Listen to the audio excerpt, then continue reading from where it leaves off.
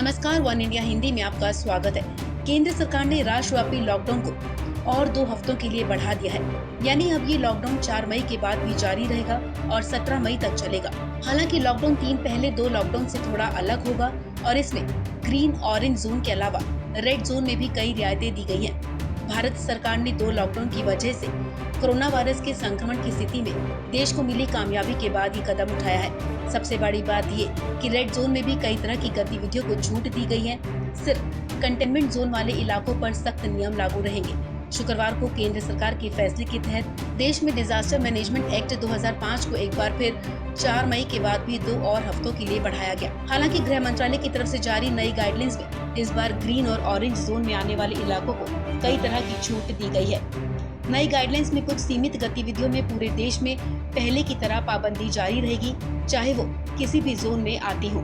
ये पाबंदियां होंगी हवाई, रेल, मेट्रो, अंतर्राज्यीय सड़क परिवहन। इसके अलावा स्कूल, कॉलेज और दूसरे शिक्षण संस्थाएं, training, coaching institutes, hospitality services बंद रहेंगी। Cinema hall, mall, gym, sports complex भी नहीं खुलेंगे।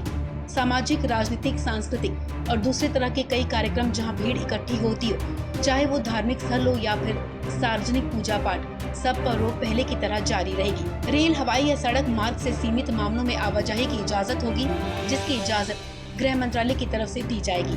नई गाइडलाइंस में गैर जरूरी कार्यों के लिए घरों से बाहर निकलने वालों के लिए सुबह 7 बजे से शाम 7 बजे तक ही समय सीमा तय कर दी गई है और स्थानीय प्रशासन को इसे कड़ाई से अमल में लाने को कहा गया है। इसके अलावा 65 से ज्यादा उम्र के बुजुर्गों, बीमारों, गर्भवती महिलाओं, 10 साल से कम उम्र के बच्चों को घर में ही रहने को कहा गया है। सबसे बड़ी बात यह कि इस गाइडलाइंस में रेड, ऑरेंज और ग्रीन जोन में ओपीडी सेवाओं को छूट दे दी गई है, लेकिन इसके लिए सोशल डिस्टेंसिंग नियमों और बाकी सावधानियों का ख्याल रखना जरूरी है। लेकिन कंटेनमेंट जोन में ये छूट नहीं मिलेगी।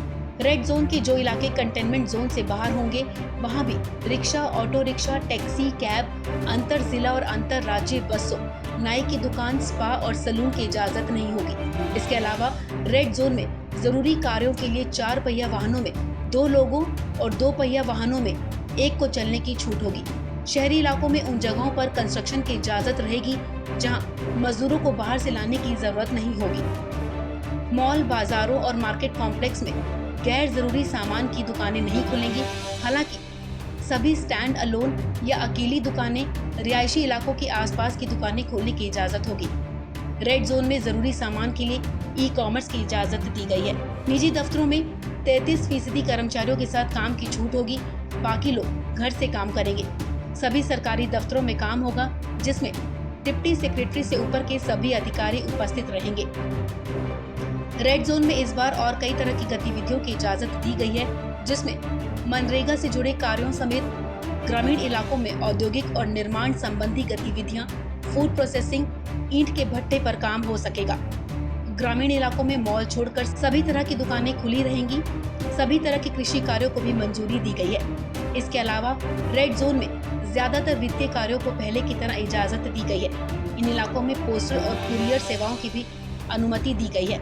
इसके अलावा भी रेड जोन में ज्यादातर व्यापारिक और निजी संस्थानों को संचालन की अनुमति दी गई है। ऑरेंज जोन में जो छूट रेड जोन के अलावा दी गई है, उनमें टैक्सी और कैब सेवाएं शामिल हैं, जिसमें ड्राइवर के अलावा सिर्फ 1 पैसेंजर को अनुमति होगी। ऑरेंज जोन में 4 पहिया वाहनों पर ड्राइवर के अलावा 2 यात्रियों और 2 पहिया वाहनों पर पिलियन राइडर को छूट रहेगी। ग्रीन जोन में सभी गतिविधियों पर छूट होगी, सिर्फ उनको छोड़कर जिसकी मनाही पूरे देश के लिए की गई है। हालांकि ग्रीन जोन में बसें 50% यात्रियों के साथ चल सकती हैं और बस डिपो में सिर्फ 50% कर्मचारी ही एक साथ काम कर सकेंगे। इसके अलावा सबसे बड़ी बात ये कि सभी तरह के माल ढोने वाले वाहनों की आवाजाही पर पूरी तरह से छूट दे दी गई है और उसकी आवाजाही पर कोई राज्य या केंद्र शासित प्रदेश रोक नहीं लगाएंगे। इस खबर में फिलहाल इतना ही। तमाम अपडेट्स के लिए बने रहिए वन इंडिया हिंदी के साथ।